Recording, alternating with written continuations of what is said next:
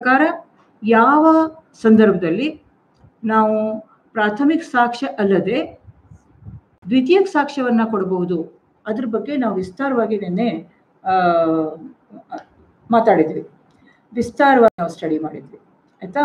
So ಅದರಲ್ಲಿ 65ನೇ ಸೆಕ್ಷನಲ್ಲಿ ಸುಮಾರು ಸಂದರ್ಭಗಳು ಕೊಟ್ಟಿದ್ದಾರೆ. ABCDEFG ಆ ಎಲ್ಲ ಸಂದರ್ಭಗಳಲ್ಲಿ ನಾವು ದ್ವಿತೀಯಕ ಸಾಕ್ಷ್ಯ ಕೊಡಬಹುದು ಅಂತ ಹೇಳಿದ್ವಿ. ಅದನ್ನೆಲ್ಲ ನಾವು ವಿಸ್ತಾರವಾಗಿ ಡೀಟೇಲಲ್ಲಿ ನಾವು ಡಿಸ್ಕಸ್ ಮಾಡಿದ್ವಿ ನಿನ್ನೆ. ಈಗ ಮುಂದೆ ಹೋಗ್ತಾ ನಮಗೆ ಸೆಕ್ಷನ್ 65A ಮತ್ತು section 65B. Section 65A 65A capital A ಮತ್ತು 65ನೇ ಸೆಕ್ಷನ್ನು ಕ್ಯಾಪಿಟಲ್ B. ಆ ಎರಡು ಸೆಕ್ಷನನ್ನು ಒಂದು ಅಮೆಂಡ್ಮೆಂಟ್ ಮುಖಾಂತರ, ತಿದ್ದುಪಡಿ ಮುಖಾಂತರ ಎವಿಡೆನ್ಸ್ ಆ್ಯಕ್ಟಲ್ಲಿ ಸೇರಿಸಲಾಗಿದೆ. We have added these sections by an amendment because of the technology which has come up just now. ಈಗ ಏನು ಟೆಕ್ನಾಲಜಿ ಬಂದಿದೆ, ಈಗ ನಾವು ಮುಂಚೆ ಮೊಬೈಲ್ಸ್ ಇರಲಿಲ್ಲ, ಮತ್ತು ಯಾವುದೇ ಒಂದು ಡಿಜಿಟಲ್ ಪ್ಲ್ಯಾಟ್ಫಾರ್ಮ್ ಇರಲಿಲ್ಲ, ಇಂಟರ್ನೆಟ್ಸ್ ಇರಲಿಲ್ಲ, ಮತ್ತು CDಸು ಅಥವಾ ಯಾವುದೇ ಡಿಜಿಟಲ್ ಇನ್ಫಾರ್ಮೇಷನ್ ಸಂಗ್ರಹ ಮಾಡೋಕ್ಕೋಸ್ಕರ, ಡಿಜಿಟಲ್ ಮಾಹಿತಿಯನ್ನು ಸಂಗ್ರಹ ಮಾಡೋಕ್ಕೋಸ್ಕರ ಯಾವುದೇ ಒಂದು ವಿಧ ಇರಲಿಲ್ಲ. So when the evidence act was enacted in 1872, there was nothing which pertain to electronic media or electronic records or electronic information, electronic ಪದ್ಧತಿನಲ್ಲಿ ಸಂಗ್ರಹ ಮಾಡುವಂಥದ್ದು ಇರಲಿಲ್ಲ. ಅದರಿಂದ ಈಗ ಅದು ಅವಶ್ಯಕತೆ ಗೊತ್ತಾಯಿತು. ಅದರಿಂದ 2000 ಇಸ್ವಿನಲ್ಲಿ ಒಂದು ಇನ್ಫಾರ್ಮೇಷನ್ ಟೆಕ್ನಾಲಜಿ ಆ್ಯಕ್ಟ್ ಅಂತ ಬಂತು. ಅದ್ರ ಬಗ್ಗೆ ನಿಮಗೆ ಗೊತ್ತಿದೆ, ನೀವು ಸ್ಟಡಿ ಮಾಡಿದ್ದೀರಾ. ಸೊ ಇನ್ಫಾರ್ಮೇಷನ್ ಟೆಕ್ನಾಲಜಿ ಆ್ಯಕ್ಟಿಂದ ಸುಮಾರು ನಮ್ಮ ಶಾಸನಗಳಲ್ಲಿ ಸುಮಾರು ಚೇಂಜಸ್ ಆಯಿತು. ಅದೇ ಇಂಡಿಯನ್ ಪೀನಲ್ ಕೋಡ್ ಆಯಿತು, ಕ್ರಿಮಿನಲ್ ಪ್ರೊಸೀಜರ್ ಕೋಡಲ್ಲಿ ಆಯಿತು, ಮತ್ತು ಇದರಲ್ಲೂ ಎವಿಡೆನ್ಸ್ ಆ್ಯಕ್ಟಲ್ಲೂ ನಾವು ಈ ಎರಡು ಸೆಕ್ಷನ್ನ ಸೇರಿಕೊಂಡಿದ್ವಿ. ಯಾಕೆಂದರೆ ಮುಂಚೆ ನಾವು ಕೋರ್ಟಲ್ಲಿ ಒಂದು ಮೊಬೈಲಲ್ಲಿ ಮಾತಾಡ್ತಾ ಇರುವಂಥ ಕಾನ್ವರ್ಸೇಷನ್, ನಮ್ಮ ಮಾತುಗಳನ್ನು ಕೊಡೋಕ್ಕಾಗ್ತಿರ್ಲಿಲ್ಲ. ಅಥವಾ ನಾವು ಒಂದು ಕ್ಯಾಸೆಟ್ಟು ಅಥವಾ ಕ್ಯಾಸೆಟ್ಟು ಅಥವಾ CD ಕೊಟ್ಟಿದ್ರೆ ಅದು ಕೋರ್ಟ್ ತಗೊಳ್ತಾ ಇರಲಿಲ್ಲ. ಯಾಕೆಂದರೆ ಅದು ಇದನ್ನು ಹಾಜರುಪಡಿಸೋಕ್ಕೋಸ್ಕರ ಯಾವುದೇ ಒಂದು ವಿಧ ಇರಲಿಲ್ಲ. But when Civil Procedure and Evidence Act and Criminal Procedure Code were amended to that extent, first they enacted a law called as Information Technology Act 2000. According to that, they made changes in different laws. So when the Information Technology ಶಾಸನದ ಪ್ರಕಾರ ಸುಮಾರು acts ಅಲ್ಲಿ changes ಆಗಿರೋದ್ರಿಂದ Evidence Act normally it has not been amended at all. ನೀವು ನೋಡಿದರೆ 1872ನಲ್ಲಿ ಎರಡು ಶಾಸನಗಳು ತುಂಬ ಜಾಸ್ತಿ ಅಮೆಂಡ್ಮೆಂಟ್ ತಿದ್ದುಪಡಿ ಆಗಿಲ್ಲ. ಒಂದು ಇಂಡಿಯನ್ ಪೀನಲ್ ಕೋಡ್ ಮತ್ತು ಒಂದು ಎವಿಡೆನ್ಸ್ ಆ್ಯಕ್ಟ್. ಈ ಸಾಕ್ಷ್ಯಾಧಿನಿಯಮ ಏನು ಮೊದಲು ಇತ್ತು 1872ನಲ್ಲಿ 1872ನೇ ಇಸ್ವಿನಿಂದ ಅಷ್ಟು ಚೇಂಜಸ್ ಆಗಿಲ್ಲ. ಈ changes specifically to incorporate the information technology in to the act. So ಈಗ ನೀವು ಅಂಥ ಡಾಕ್ಯುಮೆಂಟ್ಸನ್ನ, ಅಂಥ ದಸ್ತಾವೇಜನ್ನು ಅಥವಾ ಅಂಥ ಡಿಜಿಟಲ್ ಮಾಹಿತಿಯನ್ನು ಕೋರ್ಟ್ ಮುಂದೆ ಪುರಾವೆ ಅಂತ ಕೊಡಬೇಕಾದ್ರೆ, ಸಾಕ್ಷಿ ಅಂತ ಕೊಡಬೇಕಾದ್ರೆ ಈ ಎರಡನ್ನು ನೀವು ಪಾಲಿಸ್ಬೋದು ಅಥವಾ ಇದನ್ನು ಅನ್ವಯಿಸ್ಬೋದು. ಈಗ what is 65A? 65A says special provision as to evidence relating to electronic records. So electronic ರೆಕಾರ್ಡ್ಸ್ಗೆ ಸಂಬಂಧಪಟ್ಟಿರುವಂಥ ವಿಶೇಷ ಪ್ರಾವಿಷನ್ಸ್ಗಳು, ವಿಶೇಷ ವಿಧಗಳು. ಸೊ ಇದನ್ನ ಏನು ಹೇಳುತ್ತಂದ್ರೆ, the contents of electronic records may be proved in accordance with the provisions of 65B. So electronic records ಇದ್ರೆ ನಮ್ಮ ಮುಂದೆ ಆ ಎಲೆಕ್ಟ್ರಾನಿಕ್ ರೆಕಾರ್ಡ್ ಸಾಕ್ಷಿ ಅಂತ ಕೋರ್ಟ್ಗೆ ಕೊಡಬೇಕಾದ್ರೆ ಅದರಲ್ಲಿ ಇರುವಂಥ ಒಳಾಂಶಗಳು ನಾವು ಪುರಾವೆ ಮಾಡಬೇಕಾದ್ರೆ, ಸಾಬೀತುಪಡಿಸ್ಬೇಕಾದ್ರೆ 65B ಪ್ರಕಾರ ಮಾಡಬೇಕು ಅಂತ ಹೇಳುತ್ತೆ. 65A ಅಷ್ಟೇ ಹೇಳುತ್ತೆ. 65Bನಲ್ಲಿ ಆ್ಯಕ್ಚುಯಲ್ ಪ್ರಕ್ರಿಯೆ ಹೇಳಿದ್ದಾರೆ. ಯಾವ ಪ್ರಕ್ರಿಯೆಯಲ್ಲಿ ನಾವು ಸಾಬೀತುಪಡಿಸ್ಬೇಕು ಅಥವಾ ಅದು ಯಾವ ರೀತಿ ಸಾಬೀತುಪಡಿಸ್ಬೇಕು ಅಂತ ಹೇಳಿದ್ದಾರೆ. ಸೊ 65B ನಿಮಗೆ ಕ್ವಶನ್ ಬಂದರೆ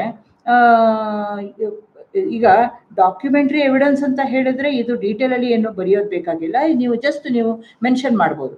ಡಾಕ್ಯುಮೆಂಟ್ರಿ ಎವಿಡೆನ್ಸ್ ಬಗ್ಗೆ ಬಂದರೆ ನೀವು special provisions as to evidence relating to electronic records ಅಂತ ಹೇಳಿ ನೀವು ಅದ್ರ ಬಗ್ಗೆ 65A ಮತ್ತು 65B ಹಿಂಗೆ ಹೇಳುತ್ತೆ ಅಂತ ಇನ್ ಶಾರ್ಟ್ ಅಲ್ಲಿ ಹೇಳ್ಬೋದು. ಬಟ್ ಸಪೋಸ್ ನಿಮಗೆ ಒಂದು specific question electronic records prove ಮಾಡಬೇಕಾದ್ರೆ ಏನು ವಿಧ ಇದೆ ನಮ್ಮ ಎವಿಡೆನ್ಸ್ ಆಕ್ಟ್ ಅಲ್ಲಿ ಅಂತ ಕೇಳಿದ್ರೆ, ಎಸ್, ಮನೋಜ್ ಅಂಡ್ ರೇಣುಕಾ ಪ್ರಸಾದ್ ಒಂದೇ ಮೊಬೈಲ್ನಲ್ಲಿ ಕಾಲ್ ಅಟೆಂಡ್ ಮಾಡ್ತಾ ಇದ್ದೀರಾ. No problem. ನಿಮ್ಮಿಬ್ಬರದು ಹೆಸರು ಟೈಪ್ ಮಾಡಿ ಬಾಕ್ಸಲ್ಲಿ, ಮತ್ತು ನೀವಿಬ್ಬರು ಅಟೆಂಡ್ ಆಗಿದ್ದೀರಾ ಅಂತ ಒಂದು ಪ್ರೂಫ್ ಇರುತ್ತೆ ನನ್ನ. Okay, so here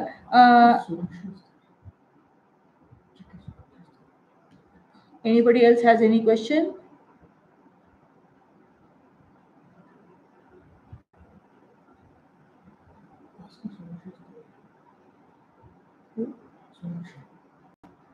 One more thing, whether Sonakshi is attending? Sonakshi? Because she was attending through the live streaming yesterday. Okay. Okay, she's not there. Okay. Purushottam is there. Balkrishna is there. Manoj Lohit is there. So Sonakshi is on the live streaming platform. Okay. Anybody who wants to go to the live streaming platform in YouTube also can use that link, and you can watch the same thing simultaneously is on both. So there is no difference.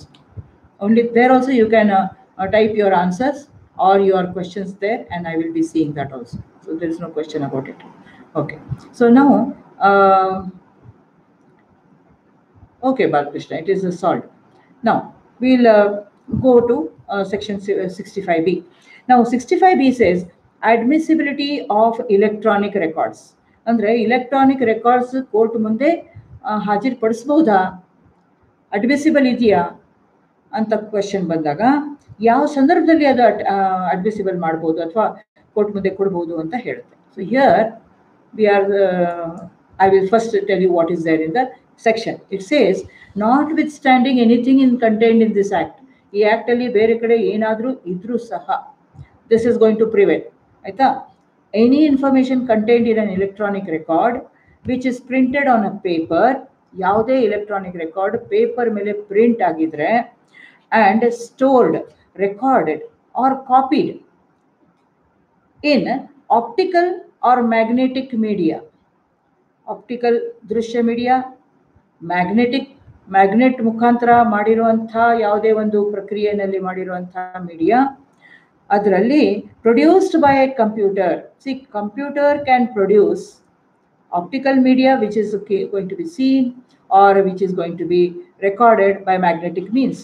So ಕಂಪ್ಯೂಟರಲ್ಲಿ record ಆಗಿರುವಂಥ ಯಾವುದೇ print ಆಗಿ, first ಪೇಪರಲ್ಲಿ print ಆಗಿ, ಅದನ್ನೇ ಇವಾಗ ನೀವು scan ಮಾಡಿ ಕಂಪ್ಯೂಟರಲ್ಲಿ ಸ್ಟೋರ್ ಮಾಡ್ತೀರಾ, ಅಥವಾ ಡೈರೆಕ್ಟ್ ಪ್ರಿಂಟ್ ಮಾಡ್ತೀರಾ, ಅಥವಾ ಅದನ್ನು ಕಂಪ್ಯೂಟರಲ್ಲಿ ನೀವು ರೆಕಾರ್ಡ್ ಮಾಡ್ತೀರಾ, ಅದನ್ನು ಕಾಪಿ ಮಾಡಿ ನೀವು ಸಂಗ್ರಹಿಸ್ತೀರಾ.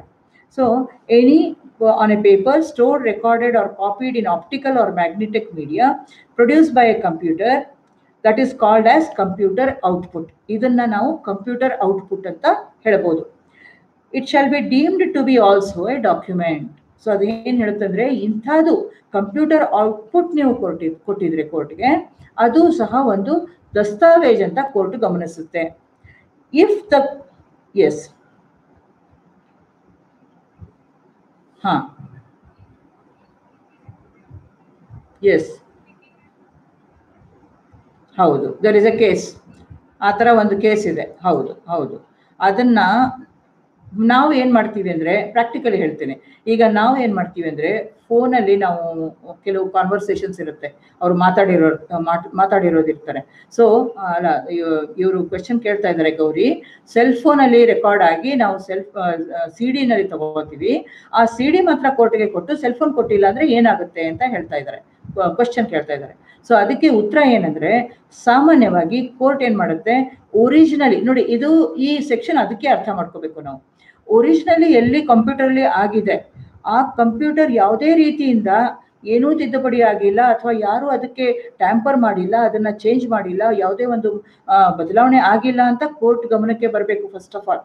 ಆವಾಗ ಮಾತ್ರ ಅದನ್ನು ತಗೊಳುತ್ತೆ. ಅದಕ್ಕೋಸ್ಕರ ಕೋರ್ಟ್ ಏನು ಮಾಡುತ್ತೆ, ನೀವು ಸೆಲ್ ಫೋನ್ ಕೊಡಿ ಅಂತ ಹೇಳುತ್ತೆ. ಸೆಲ್ ಫೋನ್ ನಾವು ಕೊಟ್ಟಿಲ್ಲ, ಸೆಲ್ ಫೋನ್ ಕೊಟ್ಟಿಲ್ಲ, ಬರೀ ಸಿ ಡಿ ಕೊಟ್ಟಿದ್ರೆ ಕೋರ್ಟ್ ಅದನ್ನು ತಗೊಳುತ್ತೆ. ಆದರೆ ನೀವು ಹೇಗೆ ಪುರಾವೆ ಮಾಡ್ತೀರಾ ಕೋರ್ಟ್ ಮುಂದೆ, that is important. It is admissible Gauri, it is admissible in evidence. But how you prove it is important depending on the circumstances again. ಅದಕ್ಕೋಸ್ಕರ ಈ ಸೆಕ್ಷನ್ ನಾವು ಡೀಟೇಲ್ ಆಗಿ ನೋಡಬೇಕು.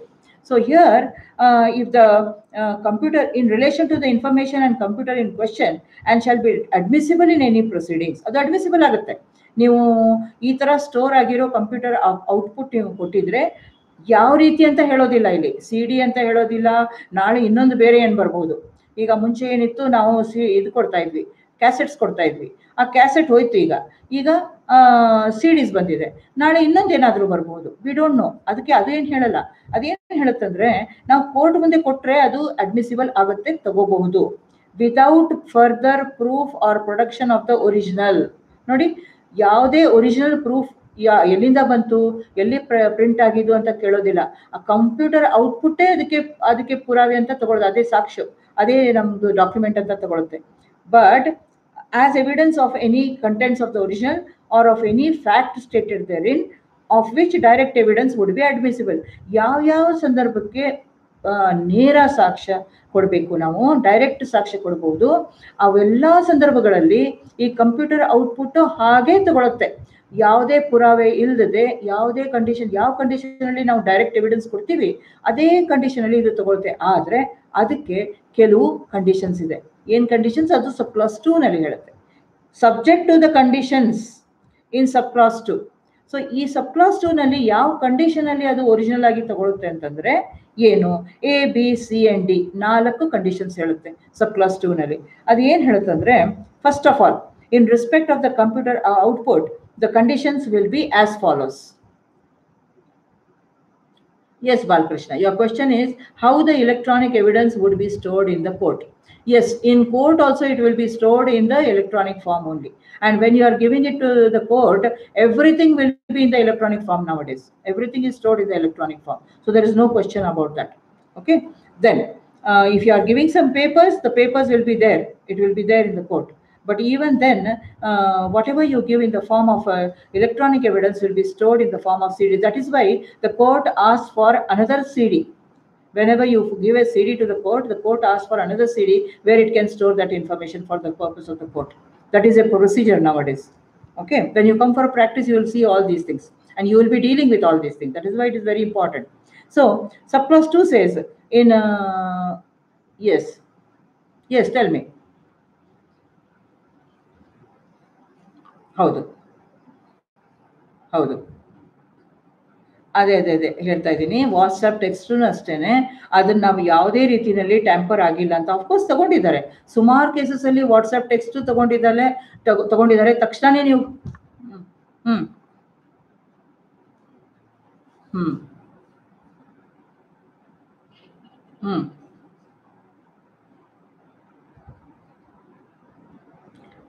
ಅದನ್ನ ನೀವು ಕೇಸ್ ಲಾಸ್, ಹೌದು, ರೀಸೆಂಟ್ ಜಜ್ಮೆಂಟ್ ಆಗಿದ್ರೆ ಅಫ್ಕೋರ್ಸ್ ಅದು ಗೊತ್ತಿರುತ್ತೆ. ರೀಸೆಂಟ್ ಜಜ್ಮೆಂಟು, ಕೇಸ್ ಲಾಸ್ ನೀವು ಗಮನಕ್ಕೆ ಇಟ್ಕೊಳ್ಳಿ.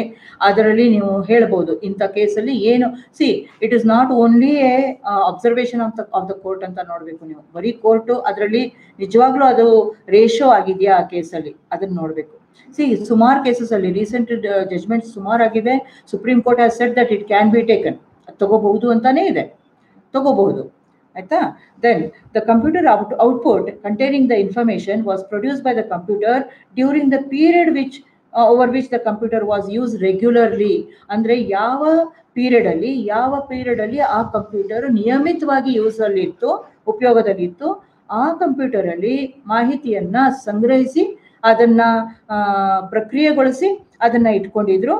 ಮತ್ತೆ ಆ ಪೀರಿಯಡ್ ಅಲ್ಲಿ ಯಾವ ವ್ಯಕ್ತಿ ಇವಾಗ ಆ ಕಂಪ್ಯೂಟರ್ ಅಲ್ಲಿ ನಿಯಂತ್ರಣ ಇಟ್ಕೊಂಡಿದ್ದಾನೆ ಅದೇ ವ್ಯಕ್ತಿ ಆ ಕಂಪ್ಯೂಟರ್ ಇಟ್ಕೊಂಡಿದ್ದ, ಅಂದ್ರೆ ಅವನ ನಿಯಂತ್ರಣದಲ್ಲಿನೇ ಕಂಪ್ಯೂಟರ್ ಇತ್ತು, ಅವನ ನಿಯಂತ್ರಣ ಬಾಹಿರ ಹೋಗಿರ್ಲಿಲ್ಲ ಆ ಕಂಪ್ಯೂಟರ್. ಅಂದ್ರೆ ಒಬ್ಬ ವ್ಯಕ್ತಿ ಆ ಕಂಪ್ಯೂಟರ್ನ ಹ್ಯಾಂಡಲ್ ಮಾಡ್ತಾ ಇದ್ದ, ಅವನ ಹತ್ರನೇ ಇತ್ತು ಆ ಕಂಪ್ಯೂಟರ್, ಮತ್ತೆ ಅವನ ಕಡೆನೇ ಆ ಪಾಸ್ವರ್ಡ್ ಎಲ್ಲ ಇತ್ತು. ಅಂದ್ರೆ ಬೇರೆಯವರು ಅದರಲ್ಲಿ ಏನು ಚೇಂಜಸ್ ಮಾಡೋದು ಸಾಧ್ಯತೆ ಇರಲಿಲ್ಲ. ಅದು ನಂಬರ್ 1. ಎರಡನೇದಾಗಿ, ಆ ಪೀರಿಯಡ್ ಅಲ್ಲಿ ಯಾವ ಎಲೆಕ್ಟ್ರಾನಿಕ್ ರೆಕಾರ್ಡ್ ಅಥವಾ ಆ ಮಾಹಿತಿ ಎಲ್ಲಿಂದ ಬಂತು ಅಥವಾ ಅದರಲ್ಲಿ ಸ್ಟೋರ್ ಮಾಡಿದ್ದಾರೆ, ಸಂಗ್ರಹ ಮಾಡಿದ್ದಾರೆ, ಅದು ನಿಯಮಿತವಾಗಿ ಹೋಗ್ತಾ ಇತ್ತು, ಫೀಡ್ ಆಗ್ತಾ ಇದ್ದು. ಅಂದ್ರೆ ಈ ಕೇಸ್ಗೋಸ್ಕರ ಮಾತ್ರ ಅದನ್ನ ಫೀಡ್ ಆಗಿಲ್ಲ ಅಂತ ಅದಕ್ಕೆ ಅರ್ಥ. So it was regularly fed in to the computer in the ordinary course of the said activities. ಅಂದ್ರೆ ಈ ಸಾಮಾನ್ಯ ದಿನದ ನಿತ್ಯ ಚಟುವಟಿಕೆಗಳ ಮಧ್ಯದಲ್ಲಿ ಅಥವಾ ಅದರ ಪ್ರಕಾರ ಈ ಮಾಹಿತಿಯನ್ನ ಸ್ಟೋರ್ ಮಾಡೋದು ಪ್ರಕ್ರಿಯೆ ನಡೀತಾ ಇತ್ತು. ಅದು ಬಿಟ್ಟು ಬೇರೆ ಏನದಕ್ಕೆ ಅದು ಆಗಿರ್ಲಿಲ್ಲ, ಕಂಪ್ಯೂಟರ್ ಪ್ರಯೋಗ ಆಗಿಲ್ಲ, ಅದು ತೋರಿಸ್ಬೇಕು. ಮೂರನೇದಾಗಿ, through out the material part of the shed period, ಆ ಪೀರಿಯಡ್ ಅಲ್ಲಿ ಕಂಪ್ಲೀಟ್ ಮೇನ್ ಆ ಪೀರಿಯಡ್ ಅಲ್ಲಿ ಮುಖ್ಯ ಭಾಗವಲ್ಲ ಅಲ್ಲಿ the computer was operating properly. ಅಂದ್ರೆ ಆ ಪೀರಿಯಡ್ ಏನ್ ನಾವು ತೋರಿಸ್ತಾ ಇದ್ವಿ ಅದು ಸ್ಟೋರ್ ಆಗಿರೋದು, ಮತ್ತೆ ಯಾವಾಗ ಯಾವ ಟೈಮಲ್ಲಿ ಆ ಮಾಹಿತಿ ಅದನ್ನ ಸ್ಟೋರ್ ಮಾಡಿದೀವಿ ಅಂತ ಹೇಳ್ತೀವಲ್ಲ, ಅಂಥ ಸಮಯದಿಂದ ಇವಾಗ ತನಕ ಅದು ಯಾವುದೇ ರೀತಿಯಲ್ಲಿ ಅದು ಕೆಟ್ಟೋಗಿಲ್ಲ, ಕಂಪ್ಯೂಟರ್ನಲ್ಲಿ ಯಾವುದೋ ರಿಪೇರ್ಸ್ ಬಂದಿಲ್ಲ, ಮತ್ತೆ it was operating properly and was not out of operation during the cycle, and it was not such as. ಆದ್ರೆ ಇನ್ನೊಂದು, ನಿನ್ನೆ ನಾನು ಹೇಳಿದ್ದೆ ನಿಮಗೆ, ಒಂದು ಕಂಪ್ಯೂಟರ್ ಅಲ್ಲಿ ನನ್ನ ಕಡೆಯಿಂದ ಬೇರೆ ಕಡೆ ಹೋಗಿತ್ತು ಆ ಕಂಪ್ಯೂಟರ್, ಅದಕ್ಕೆ ಆ ದಸ್ತಾವೇಜ್ ಚೇಂಜಸ್ ಆಗೋ ಚಾನ್ಸ್ ಇದೆ ಅಂತ ಆಬ್ಜೆಕ್ಟ್ ಮಾಡಿದ್ರು ಅಂತ ಹೇಳಿದೆ.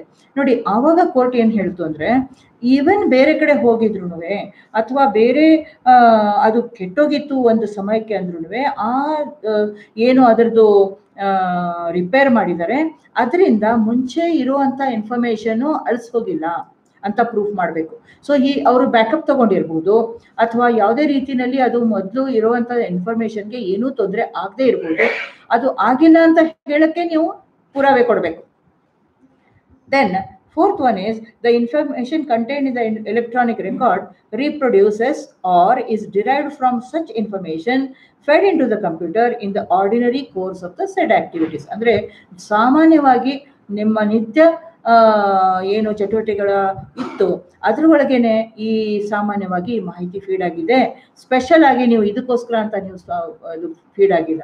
ಫಾರ್ ಎಕ್ಸಾಂಪಲ್, ಇವಾಗ ನೀವು ಮೊಬೈಲ್ ಕಾನ್ವರ್ಸೇಷನ್ ಅಂತ ಹೇಳ್ತೀರಲ್ಲ, ಮೊಬೈಲಲ್ಲಿ ಸಾಮಾನ್ಯವಾಗಿ ಅವರು ಮಾತಾಡ್ತಾ ಇದ್ರು, ದಿನಾನು ಅವರು ಮಾತು ನಡೀತಾ ಇತ್ತು. ಅದರಿಂದ ಇದಕ್ಕೋಸ್ಕರ ರೆಕಾರ್ಡ್ ಮಾಡೋಕ್ಕೋಸ್ಕರ ನೀವು ಅದರಲ್ಲಿ ಹಾಕಿ ಅದನ್ನ ವಾಟ್ಸಪ್ ಅಲ್ಲಿ ಫೀಡ್ ಮಾಡಿ ಅದನ್ನ ಕಾಪಿ ಮಾಡಿ ತಗೊಂಡಿದ್ದೀರಾ ಅಂತ ಗಮನಕ್ಕೆ ಬರಬಾರ್ದು.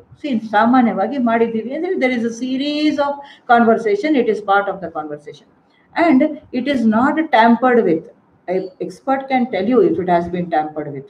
ಟ್ಯಾಂಪರ್ ಆಗಿದೆಯಾ, ಬೇರೆ ಚೇಂಜ್ ಆಗಿದ್ದಾರಾ ಅಂತ ಕಂಪ್ಯೂಟರ್ ಎಕ್ಸ್ಪರ್ಟ್ ಅದನ್ನ ನೋಡ್ಬೋದು, ಹೇಳ್ಬೋದು. ಅಕಸ್ಮಾತ್ ಆ ಥರ ಅವ್ರಿಗೆ ಪ್ರೂವ್ ಮಾಡಬೇಕು ಅಂತ ಹೇಳಿದ್ರೆ you can prove it through expert evidence also. But normally if it is given, everything is not required to be proved by an expert.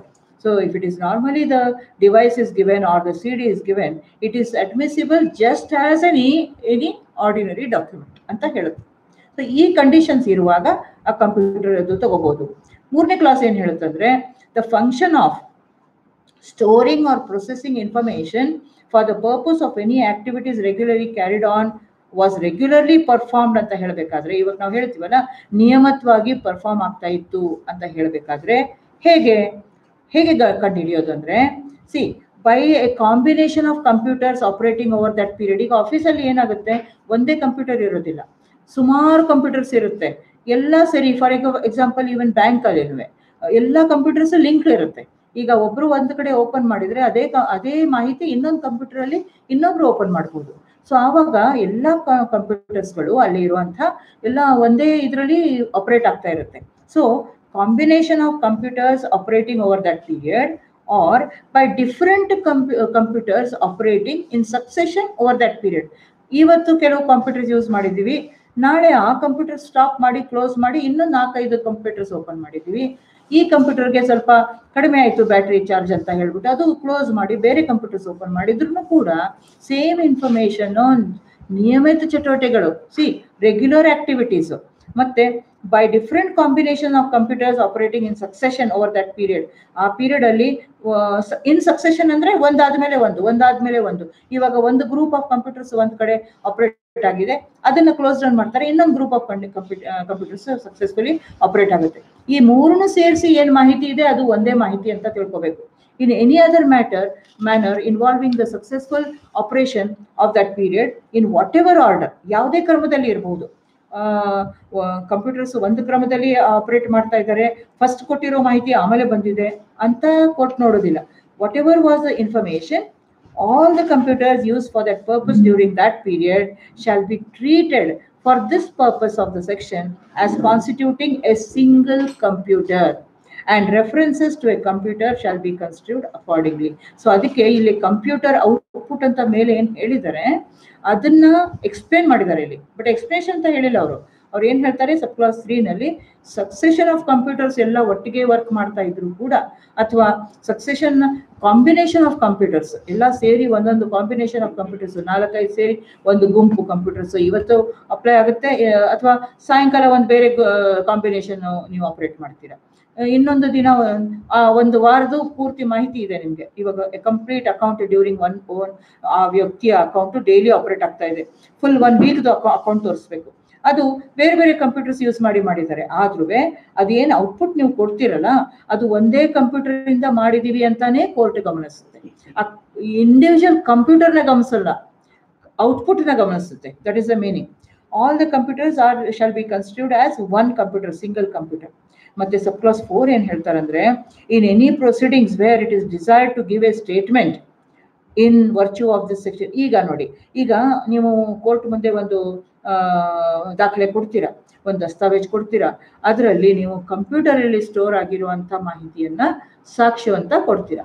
ಆವಾಗ ಅದನ್ನ ಜೊತೆಲೆ ನೀವು ಒಂದು ಸರ್ಟಿಫಿಕೇಟ್ ಕೊಡಬೇಕಾಗುತ್ತೆ. That is stated in this section 4 ಅಲ್ಲಿ, ಸಬ್ clause 4 ಅಲ್ಲಿ ಹೇಳುತ್ತೆ, a certificate shall be given identifying the electronic record containing the statement and describing the manner in which it is produced. ಅಂದ್ರೆ ಯಾವ ರೀತಿಯಿಂದ ಆ ಎಲೆಕ್ಟ್ರಾನಿಕ್ ರೆಕಾರ್ಡ್ ಬಂದಿದೆ ಅಂತ ಹೇಳಿ ಐಡೆಂಟಿಫೈ ಮಾಡಿ, ಅಂದ್ರೆ ಯಾರು ಕೊಡ್ತಾ ಇದ್ದಾರೆ, ನಿಮ್ಮ ಪಾರ್ಟಿ ಯಾರು ಕೊಡ್ತಾ ಇದ್ದಾರೆ, ಆ ಪಾರ್ಟಿಯ ಒಂದು ಸರ್ಟಿಫಿಕೇಟ್ ಐಡೆಂಟಿಫೈಂಗ್. ಇದನ್ನ ನಾವು ಹೇಳ್ತೀವಲ್ಲ, ನಾವು ಏನು ಹೇಳ್ತಾ ಇದ್ದೀನಿ, what ever is stated above is verified by me ಅಂತ ಹೇಗೆ ಹೇಳ್ತೀವಿ, ಅದೇ ರೀತಿ ಒಂದು certificate stating that this is the record containing the statement and this is the manner in which that statement has been produce, ಯಾವ ರೀತಿಯಲ್ಲಿ store ಆಗಿದೆ ಅಂತ. ಮತ್ತೆ ಯಾವುದೇ ಡಿವೈಸ್ ಅದರಲ್ಲಿ ಯೂಸ್ ಮಾಡ್ತಾ ಇದ್ರೆ to produce that, giving such particulars of any or any device involved in the production of that electronic record as may be appropriate for showing that the electronic record was produced by a computer. ಅಂದ್ರೆ ಯಾವ device ಅಲ್ಲಿ, ಯಾವ machine ಅಲ್ಲಿ, ಯಾವ mobile ಇದೆಯಾ ಅಥವಾ computer ಇದೆಯಾ ಅಥವಾ ಲ್ಯಾಪ್ಟಾಪ್ ಇದೆಯಾ, ಯಾವ ಡಿವೈಸ್ ಅಲ್ಲಿ ನೀವು ಇದನ್ನ ತಗೊಂಡಿದ್ದೀರಾ ಅಂತ ಆ ಸರ್ಟಿಫಿಕೇಟ್ ಅಲ್ಲಿ ಹೇಳಬೇಕು. ಅಂಡ್ ನಿಮ್ಮ ಕಂಡೀಷನ್ಸ್ ಏನು ಸಬ್ ಕ್ಲಾಸ್ 2 ನಲ್ಲಿ ಹೇಳಿದ್ವಿ, ಆ ಎಲ್ಲ ಕಂಡೀಷನ್ಸ್ ಪೂರೈಸಲಾಗಿದೆ, ಆ ಕಂಡೀಷನ್ಸ್ ಪ್ರಕಾರನೇ ಈ ಎಲೆಕ್ಟ್ರಾನಿಕ್ ರೆಕಾರ್ಡ್ ಸ್ಟೋರ್ ಆಗಿ ನಾನು ಇವಾಗ ಕೋರ್ಟ್ಗೆ ಕೊಡ್ತಾ ಇದ್ದೀನಿ ಅಂತ ಒಂದು ಸರ್ಟಿಫಿಕೇಟ್ ಅನ್ನ ಕೊಡಬೇಕು. ಅಂಡ್ ಅದನ್ನ ಯಾರು ಸೈನ್ ಮಾಡಬೇಕು, signed by a person. That certificate should be signed by a person occupying a responsible official position in relation to the operation of that device. ಆ ಡಿವೈಸ್ ಅನ್ನ ಆಪರೇಟ್ ಮಾಡ್ತಾ ಇರೋರು, ಆ ಕಂಪ್ಯೂಟರು, ಆ ಲ್ಯಾಪ್ಟಾಪ್ ಅಥವಾ ಆ ಸಿಸ್ಟಮ್ ಅನ್ನ ಯಾರು ಆಪರೇಟ್ ಮಾಡ್ತಾ ಇದ್ದಾರೆ ಅದರಲ್ಲಿ ಇರುವಂತಹ ಒಬ್ಬ ರೆಸ್ಪಾನ್ಸಿಬಲ್ ಜವಾಬ್ದಾರ ಅಫಿಷಿಯಲ್ ಅನ್ನ ಸೈನ್ ಮಾಡಕ್ಕೆ ಹೇಳಬೇಕು, ಅಲ್ಲಿ ಸೈನ್ ಮಾಡಿರಬೇಕು. Are the management of the relevant activities whichever is appropriate shall be evidence of any matter stated in the certificate. So ಯಾವ ರೀತಿ ಅದು ಮ್ಯಾನೇಜ್ ಮಾಡಿದೀವಿ, ನಾವು ಯಾವ ಸ್ಥಾನದಲ್ಲಿ ಇದ್ದೀವಿ ಅಂತ ಹೇಳೋಕ್ಕೆ. ಈಗ ಫಾರ್ ಎಕ್ಸಾಂಪಲ್ ನೀವು ಬ್ಯಾಂಕಿಂದ ತಗೊಂಡ್ರೆ, ರೆಕಾರ್ಡ್ ತಗೊಂಡ್ರೆ ಆ ಬ್ಯಾಂಕ್ ಅಫಿಷಿಯಲ್ ಸೈನ್ ಮಾಡ್ತಾನೆ. ನೀವು ಒಂದು ಕಂಪನಿನಲ್ಲಿ ತಗೊಂಡಿದ್ರೆ ಆ ಕಂಪನಿ ಅಫಿಷಿಯಲ್ ಮಾಡ್ತಾರೆ. Yes, Balakrishna is asking whether notary sign is required. See, it doesn't speak of any notary sign required, okay, but it is a certificate which is given. So if the certificate is given signed by that person with his seal, that is enough. So it shows that notary sign ಯಾವಾಗ ಮಾಡ್ತಾರೆ, when the notary itself must be satisfied that it is from that particular authority. So ಆ ರೀತಿ attestation ಬೇಕು ಅಂತ ಹೇಳಿದ್ರೆ then the notary will have to compare. ಅದು ಆಗೋದಿಲ್ಲ. ಇಲ್ಲಿ ಏನ್ ಮಾಡ್ತೀರಾ ನೀವು, you just bring it from the bank or you bring it from the registrar office or you bring it from a particular office. ಅಥವಾ ಸ್ಯಾಲರಿ ಸರ್ಟಿಫಿಕೇಟ್ ಕೊಡಬೇಕು, it is in computer form. So that person who is looking after that computer procedures ಅವರು sign ಮಾಡಬಹುದು and he has to state.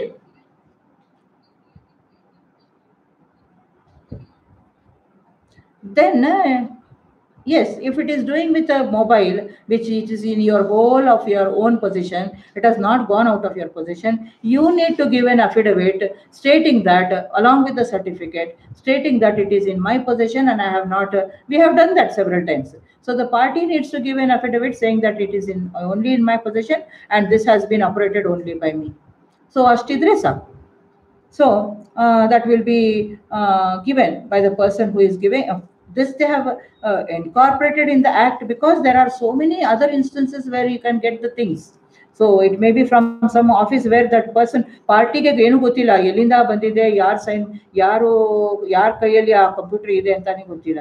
ಆವಾಗ ಆ ಪಾರ್ಟಿಗೆ ನೀವು cross examination ಮಾಡಿದ್ರೆ party ಏನು ಹೇಳಕ್ಕಾಗಲ್ಲ, ಆ ಪಕ್ಷಕಾರ ಏನು ಹೇಳಕ್ಕಾಗಲ್ಲ. ಅದಕ್ಕೋಸ್ಕರ ಈ certificate ಮುಖ್ಯವಾಗಿರುತ್ತೆ. Then for the purpose of this subsection it shall be sufficient for a matter to be stated, ಅಲ್ಲಿ ಹೇಳಬೇಕು ಅವರು, to best of my knowledge, belief and information. ಹೇಗೆ ನೀವು ವೆರಿಫಿಕೇಶನ್ ಮಾಡ್ತೀರಲ್ಲ ಅದೇ ರೀತಿ ಅಲ್ಲಿ this is certified to the best of my knowledge and belief ಅಂತ ಹೇಳಿ ಅವನು ಸೈನ್ ಮಾಡಬೇಕು ಅಲ್ಲಿ.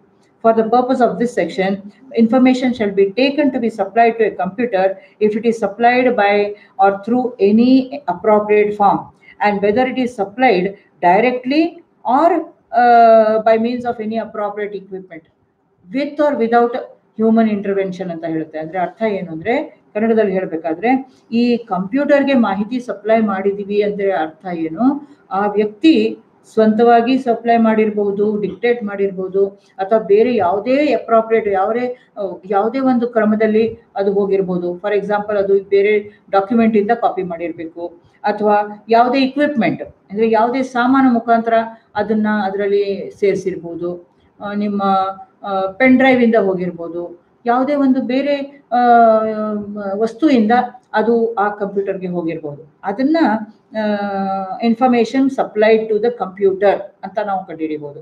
ಅಂದ್ರೆ ಮಾಹಿತಿ ಕಂಪ್ಯೂಟರ್ಗೆ ಹೋಗಿರುವಂಥದ್ದು. So whether it is in the course of activities carried on by an official, information is supplied with a view to its being stored or processed for the purpose of those activities, that if duly supplied to that computer shall be taken to be supplied to it in the course of those activities. ಅಂದ್ರೆ ಅರ್ಥ ಏನು, ಯಾವುದೇ course of activities ಅಂತ ಹೇಳ್ತೀವಲ್ಲ, ಸಾಮಾನ್ಯ business ಅಲ್ಲಿ ಸಾಮಾನ್ಯ ಚಟುವಟಿಕೆಗಳ ನಡೆಸ್ತಾ ಇರುವಾಗ ಇದು ಮಾಹಿತಿ ಅದಕ್ಕೆ ಹೋಗಿದೆ ಅಂತ ಯಾವಾಗ ಹೇಳ್ತೀವಿ.